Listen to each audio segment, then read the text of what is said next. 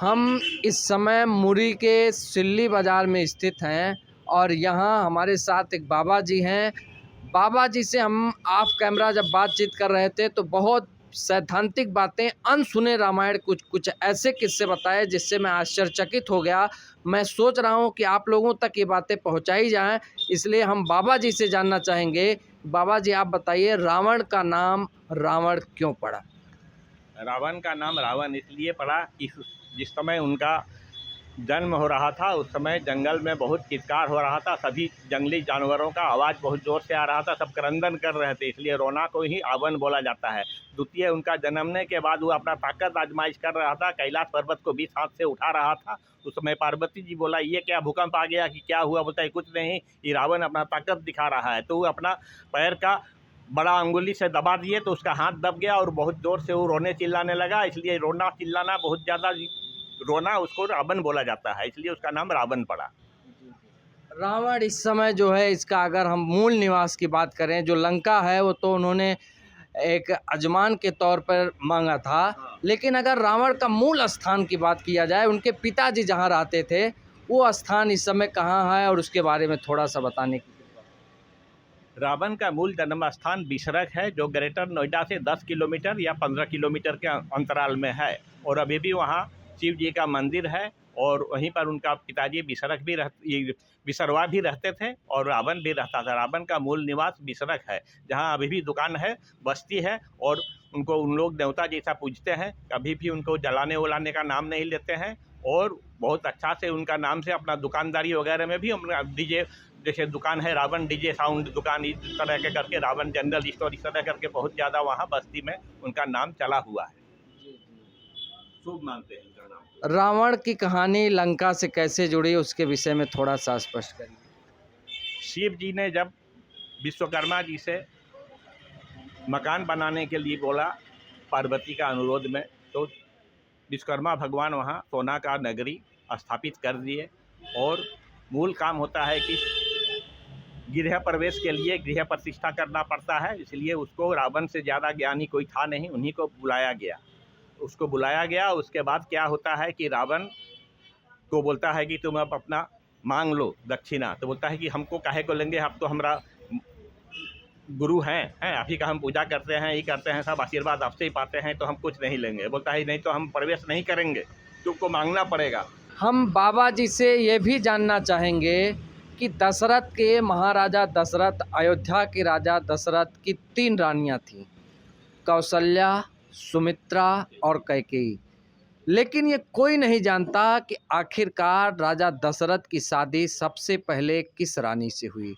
तो हम बाबा जी से जानना चाहेंगे कि महाराजा दशरथ की शादी सबसे पहले किस रानी से हुई और उसके पीछे क्या कहानी। राजा दशरथ का सबसे पहला शादी सुमित्रा से हुई। कारण था कि रावण अपना जन्मपत्री वगैरह सब देख चुका था, वो जान गया था कि जो पहला शादी होगा कौशल्या से और उसी से मेरा वध करने वाला पुत्र पैदा होगा। तो इसलिए वो उनको किडनैप करवा दिए थे और नाविक लोग को बोल करके और समुद्र में एक मंजूषा में डाल करके उनको वहाँ छोड़ दिया। उन लोग उसको हत्या नहीं किया। बोलता है कि बिना कसूरी में हम लोग काहे हत्या करेंगे, यहाँ नदी में पड़ा रहे, बीच नदी में, कोई नहीं जानेगा। मतलब उसको जान से मारे नहीं, अपहरण करने। जान से नहीं मारे, उसको जान बख्श दिए। उसके बाद क्या होता है कि वहाँ पर हल्ला हो रहा है कि कहाँ कन्या है, कन्या तो है ही नहीं है, किसको कन्या बनाएंगे। तो सुमित्रा बोलती है कि दीदी नहीं है तो क्या हुआ, हम भी तो शादी करबे करेंगे। तो नहीं, अभी आपका इज्जत रह जाएगा और हमारा शादी आप दे दीजिए। तो उसको घूंघट वगैरह बना करके, कपड़ा पहना करके कन्या का, उनको साथ शादी हो जाता है। उसके बाद वो लेकर के वो जाते हैं नदी का रास्ता में। तब वहाँ देखते हैं नदी में एक मंजूषा पड़ा हुआ है बहुत सुंदर, उसमें कोई कन्या को देख रहे हैं। तो देख रहे हैं उसका घूंघट उठा करके, तो ये तो कौशल्या है, तो हम शादी किससे कर लिए। तो बोलता है कि छोटी बहन से कर लिए। तो उसको भी सिंदूर लगा करके विवाह कर लेते हैं।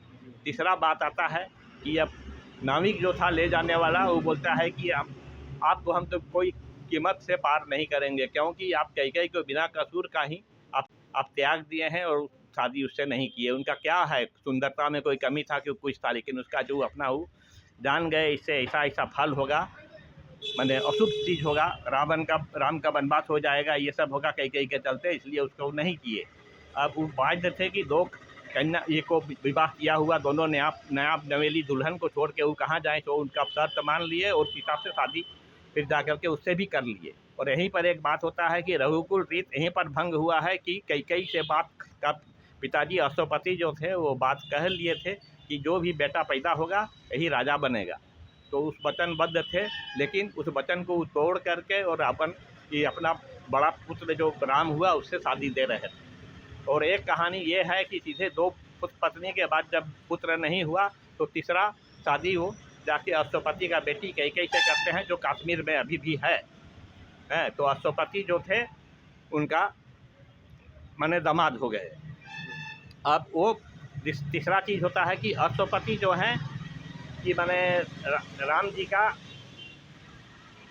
बिना प्रकृति का माने और फिर कुछ नहीं मिल रहा है, और सीधे वो राम को बोल दे रहे हैं कि नियम हम लोग का राजवंश का है कि प्रथम पुत्र जो होता है वही बनता है राजा।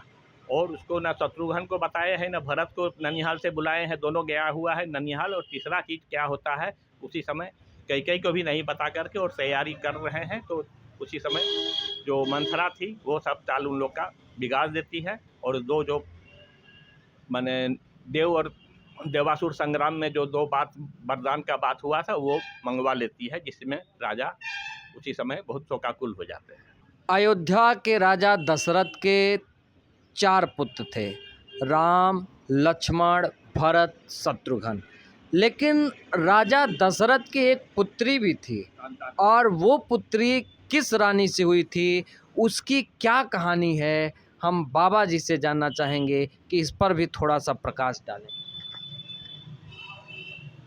शांता नाम की एक पुत्री कौशल्या के गर्भ से हुई थी राजा दशरथ का, जिसको अशगुन मान करके और त्याग करना चाहते थे। तो अपना ही बड़ी बहन जो वर्षिणी थी, अंग देश की राजा, अभी वर्षिणी किसकी बड़ी बहन बता थी? रहे हैं, कौशल्या की बड़ी बहन थी और वर्षिणी नाम था। और अंग देश अभी भागलपुर को कहते हैं, वहाँ के राजा रोमपाद को वो गोद दे दिए, और उन्हीं का माने शादी हुआ श्रृंगी ऋषि से। जी जी हाँ, जिसका माथा में 2 सिंग था। जी जी। बाद में पुत्र यज्ञेष्टि यज्ञ कराते हैं राजा दशरथ, और फिर श्रृंगी ऋषि जो है उस यज्ञ को संपन्न कराते हैं। इस विषय पे भी 2 मिनट। श्रृंगी ऋषि राजा दशरथ के ही दामाद थे। जी जी। और वो 12 किलोमीटर दूर में ही रख देते हैं उनकी पुत्री को, पत्नी को, शांता को, ताकि उनको उन लोग अशगुन मान करके त्याग दिया है, इसलिए वो वहाँ नहीं आती है। और पुत्र कामेष्टि यज्ञ होता है, इसमें से चरु लेकर के अग्निदेव निकलते हैं और चारों ये में मैंने भाग करके और चारों को खिला दिया, ये तीनों पत्नी को खिला दिया जाता है। और एक अंश जो है जिसको दिया जाता है कैकेयी को, वो अंश को लेकर के उड़ जाता है एक चील, और वो चील आकर के उसको कहाँ गिराता है, उसका चोंच से दूसरा चील छीनने के लिए आता है। तो आकाश में ही उन लोग का लड़ाई होता है। उस समय हाथ ऐसे करके मांग करके भगवान से प्रार्थना कर रही थी, अंजनी का हाथ में गिर जाता है और वही खीर अंजनी खा लेती है। तो उनको भी 1 हफ्ता बाद पुत्र होता है जो हनुमान हुए। राजा दशरथ की बड़ी बहू महारानी सीता, जिसका श्री राम से विवाह हुआ, श्री राम की पत्नी सीता के जन्म की क्या कहानी है, सीता का जन्म कैसे धरती से हुआ, क्यों उन्हें धरापुत्री कहा जाता है, इस विषय पर भी हम बाबा जी से जानना चाहेंगे। धरती में ही सीता जी का राजा जनक द्वारा हल जुतने के समय अटक गया उसका हल, और हल का जो अग्रभाग है उसको सीता बोलते हैं, इसलिए उनका नाम सीता ही रखा गया। और उनका कोई भी पुत्र नहीं था या पुत्री नहीं था, इसलिए उसको वो लालन पालन अपना पुत्री समझ करके करते हैं, और उसको हर तरह का सुख सुविधा से माने रखते हैं। नहीं, ये घड़े में सीता का कैसे क्या कहानी है? रावण सभी ऋषि मुनियों से कर लेता था। जब उनको कर जो देने में अक्षम होता था तो उसका शरीर से वो खून निकाल देता था, कोई मात्रा में निकाल देता था, उसको एक घड़ा में भरता था। तो वही घड़ा ला करके इसको मंदोदरी को देते हैं और बोलते हैं कि हलाहल विष है, इसको ठीक से संभाल के रखो। तो वो क्या बोलती है कि हम बहुत इससे परेशान हो गए हैं, अपना जीवन हम जीना नहीं चाहते हैं बोल के वो उसको पी डाली कि जहर है तो हम जरूर मरेंगे। तो उसमें उल्टा हुआ कि उसका गर्भ रह गया और उसी से पैदा होती है सीता। उसको फिर ला करके संदूक में डाल करके उसको गाड़ दिया जाता है सीतामढ़ी में। और वहाँ पर जनक राजा जब हल जोतते हैं तो अग्रभाग लगता है, इसलिए सीता जो अग्रभाग हल का जो होता है अग्रभाग उसको सीता बोलते हैं, इसलिए उसका नाम सीता रखा गया। तो मंदोदरी जो है ये नेपाल में कैसे ला करके उस घड़े को जो है गाड़ती हैं?